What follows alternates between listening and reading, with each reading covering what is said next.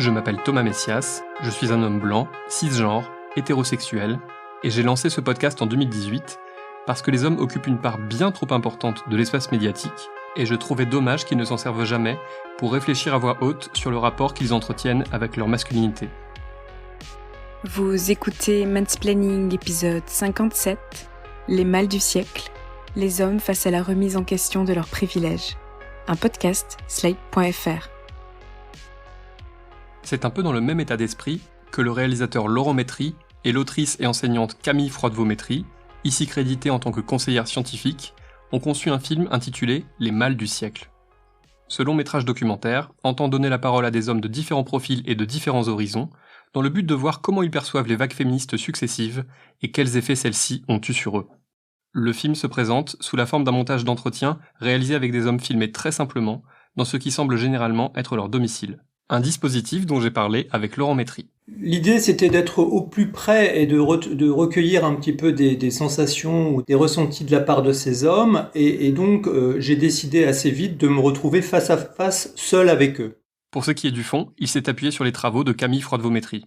Et ces entretiens, ils se déroulaient sur la base d'un guide d'entretien que j'ai élaboré et qui reposait sur un déroulé quasi chronologique des grandes batailles féministes, de la toute première, la bataille du vote, qui est donc la première vague, à celle d'aujourd'hui, qui est la bataille de l'intime, en passant par la bataille de la procréation, la bataille du travail, de la famille et du genre. Donc il y avait 6 grandes étapes, et donc le guide suivait ce déroulé, et les hommes avaient à réagir à chaque fois à cette thématique de leur point de vue, en réfléchissant à ce que ces combats, ces luttes et ces conquêtes avaient pu changer pour eux.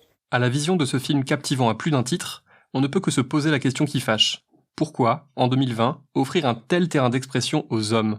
On ne cesse en effet de marteler que ceux-ci auraient surtout intérêt à apprendre à se taire, à écouter, et à accorder de l'importance aux paroles des personnes moins privilégiées et moins audibles qu'eux. Mais pour Camille Froidevaux-Métry, en cette époque post-MeToo, il est plus que jamais nécessaire de les entendre sur les sujets liés au féminisme. On avait l'idée de faire comme dans notre précédent documentaire sur les femmes politiques, qui s'appelle « Dans la jungle », où on a fait interpréter par des comédiennes des idéotypes sociologiques de femmes politiques. Donc, à l'origine, on avait cette idée de faire incarner des types, peut-être comme des types de masculinité. Et puis MeToo est arrivé. Ça nous a pas mal questionné sur la façon dont on s'y prenait, en quelque sorte, puisque en y réfléchissant, moi je me suis rendu compte que MeToo, c'était sans doute, dans l'histoire du féminisme, le premier événement qui venait vraiment directement et frontalement désigner les hommes. C'est-à-dire que les hommes avaient à peu près pu faire comme si le féminisme n'existait pas jusque-là. En tout cas, les précédents combats les concernaient pas directement et ils pouvaient tout à fait vivre sans s'en soucier. Là, avec cette question des violences sexuelles, il y avait quelque chose qui venait les chercher directement. Et c'est cette prise de conscience qui nous a fait décider que, d'abord, on avait envie de les voir, finalement, de plus les faire disparaître. Ce que nous explique Camille Froidevaux-Métry, c'est que jusqu'ici, les hommes étaient un peu des obstacles invisibles et inconscients, qu'il s'agisse par exemple de la lutte des femmes pour le droit de vote ou du combat pour l'accès à l'IVG. Mais cette fois, avec MeToo, les hommes se trouvent de façon fort légitime dans la ligne de mire, et il n'est plus possible pour eux de faire comme si tout cela ne les concernait pas.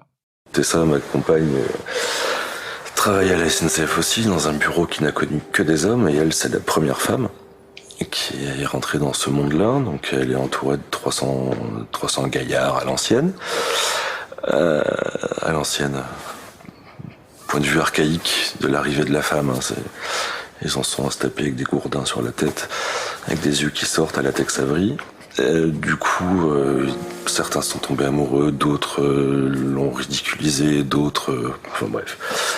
Elle a créé une espèce d'onde de choc au milieu de ce troupeau d'hommes préhistoriques. Et donc son supérieur hiérarchique la malmène. Les mâles du siècle ne montrent pas que des hommes touchés par la grâce féministe. Laurent Métry a ouvert son micro à des personnes issues de différents milieux et de différentes générations, dans le but de se livrer à une radiographie aussi sincère que possible. Alors forcément, certains propos démangent sacrément les tympans. J'aime pas trop les boulottes. Je sais que c'est très à la mode aujourd'hui, les boulottes, mais je trouve qu'il y a parfois des femmes qui... Alors c'est un côté poétique chez moi, rien à voir avec la sexualité, là, vraiment pas.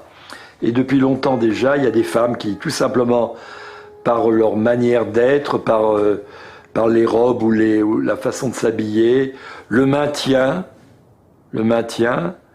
J'avoue que j'admire beaucoup ça. Et je regarde toujours avec beaucoup de plaisir ce genre de personnes. Contrairement à cette obésité ambiante qui est en train de nous envahir, qui vient des États-Unis, qui maintenant est bien implantée en Europe. Il y a également toute cette partie sur les transidentités, dans laquelle certains des intervenants tiennent des propos ouvertement transphobes, sans y aller par quatre chemins. Le parti pris du film, c'est de laisser ces hommes s'exprimer sans leur apporter de contradictions immédiates. Laurent Métry souhaite faire confiance à l'intelligence du public et refuse de le prendre sans cesse par la main pour lui expliquer ce qui est bien et ce qui ne l'est pas. Alors il y a encore évidemment des transphobes, etc., mais j'espère et je crois que le film nous dit ça. Je pense qu'en tout cas on tire un peu la couverture vers ça. Et je crois que c'est ce qui est en train de se passer. Bien sûr qu'il reste encore des vieux cons, des machins, des réactionnaires qui n'ont rien compris, qui ne sont pas du tout dans le truc, mais je trouve ça intéressant de les montrer. Et justement parce qu'il n'y a pas de commentaires, parce qu'il n'y a pas un point de vue, on va dire, un peu journalistique ou quelque chose qui viendrait résumer, articuler d'une façon intelligente avec un surplomb, je crois que justement la force du témoignage, c'est c'est un peu comme si on filmait. C'est comme si on avait des images d'archives sans commentaire, si tu veux. Voilà, ça parle de la société et c'est pas la peine d'aller parler sur les mots. J'avoue ne pas être totalement détendu sur la question parce que, quitte à paraître méprisant, je ne fais pas tant confiance que cela au public. L'objectif avoué du film étant notamment de s'adresser à une audience masculine pas particulièrement féministe, j'ai toujours peur que certains des propos tenus soient pris pour argent comptant par des spectateurs. Par exemple, je me demande ce qui peut se passer si quelqu'un de pas du tout informé sur la question entend dans un documentaire sérieux un homme affirmer sans contradiction que les personnes trans sont contre nature. Selon Camille Froidevaux-Métry, les autres témoignages, c'est-à-dire ceux qui n'expriment aucune forme de discrimination et qui ne banalisent pas la violence, permettent de replacer le curseur au bon endroit. Pour elle, Les Mâles du siècle a même le mérite de documenter cette avancée si précieuse vers un monde moins binaire et plus fluide en termes de genre. On entend en effet donc des propos transphobes, mais on entend aussi beaucoup des propos de personnes trans, mais pas seulement, qui montrent cet horizon qui se dessine de débinarisation et de fluidification, on va dire, sur cette question des genres. Et si tu veux, le contrepoint, ce qui pourrait tenir lieu de commentaires et disons pour ramener les choses là où nous on a envie qu'elles soient, c'est les textes féministes qui le font. Effectivement, Les Mâles du siècle s'appuient également sur des textes féministes émanant de grandes autrices, parmi lesquelles Gisèle Halimi, Bell Hooks ou encore Valérie Solanas, dont les mots ouvrent le film. Aucune véritable révolution sociale ne peut être réalisée par les hommes, car ceux qui sont en haut de l'échelle veulent y rester. Ceux qui sont en bas n'ont qu'une idée, c'est d'être en haut.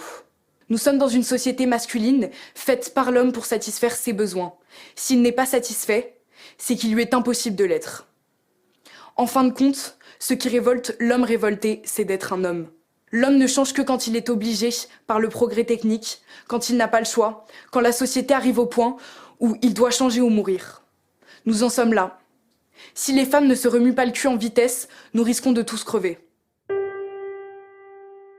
Pour être plus précis, et si je compte bien, il y a dans Les Mâles du siècle 16 textes écrits par des femmes cisgenres et un par un sociologue transgenre, Emmanuel Bobatti.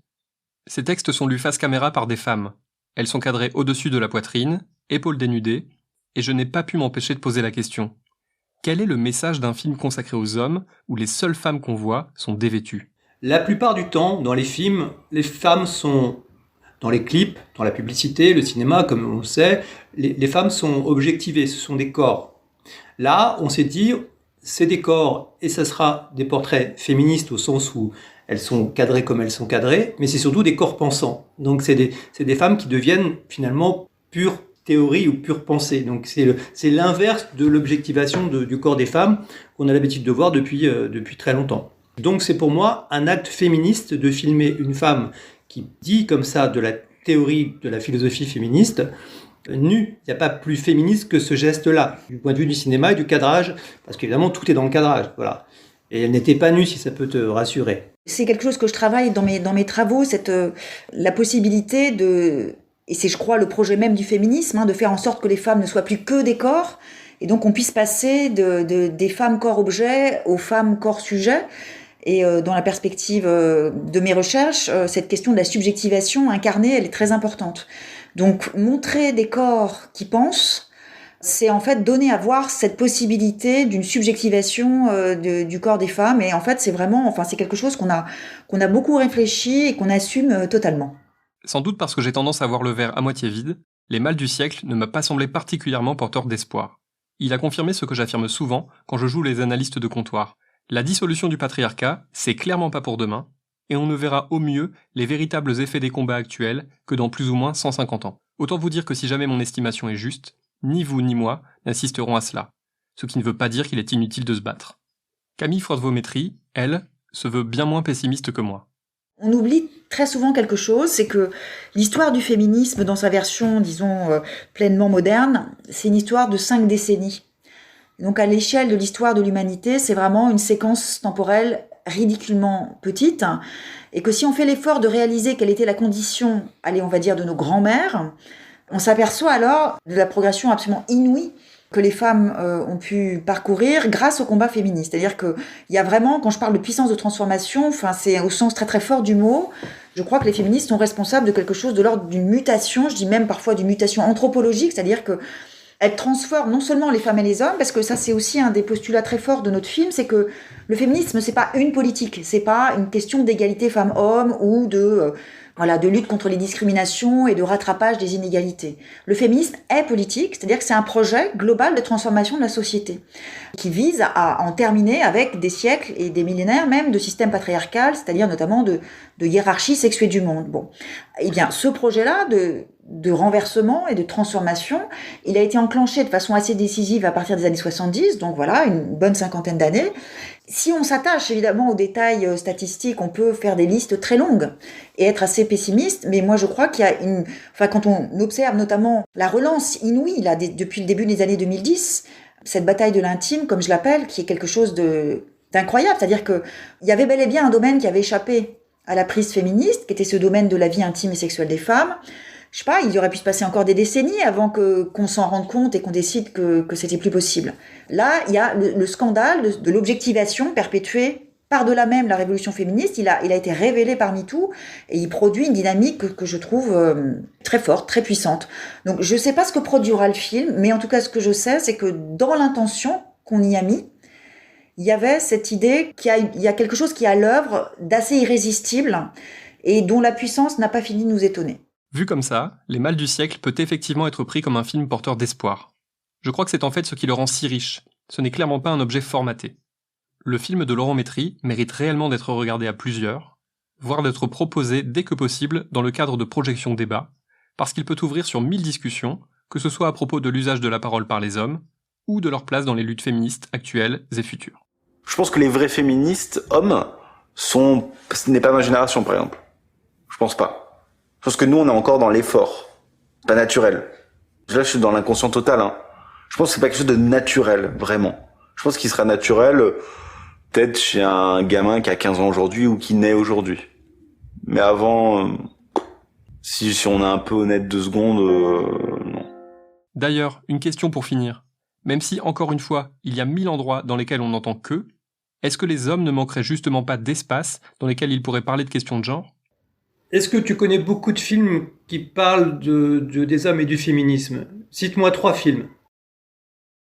Voilà, ma réponse c'est une question. Parce qu'un des enjeux principaux du féminisme, c'est aussi, du point de vue des hommes, de leur permettre de prendre d'abord la mesure des dictats et des injonctions qui pèsent sur eux, ou alors des rôles et des fonctions dans lesquelles ils sont enfermés et qu'ils assument sans toujours bien s'en rendre compte, et donc de pouvoir déconstruire ce qu'on peut appeler, pour faire très très vite, la virilité, c'est quelque chose d'important. Et si le film permet de montrer que la chose, non seulement est possible, mais qu'elle n'est pas honteuse, et qu'il y a un vrai bénéfice, d'une certaine façon, à accepter de se laisser déconstruire par le féminisme, on aura réussi quelque chose. Et oui, une autre petite chose que je voulais rajouter dans ton nom, Camille, aussi, c'est que, sans être dans les bons sentiments, ou etc., mais je crois sincèrement que on est plus heureux en tant qu'homme si on est un peu féministe que si on ne l'est pas. Si on accepte notre part de féminité, notre sensibilité, et de se mettre un peu en retrait, etc.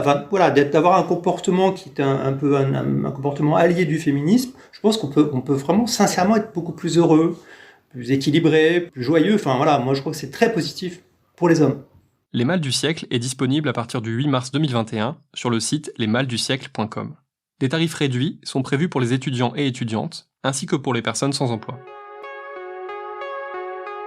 Voilà, c'était l'épisode 57 de Mansplaining, un podcast de Thomas Messias, produit et réalisé par Slate.fr sous la direction de Christophe Caron et Benjamin Ours, avec Aurélie Rodriguez.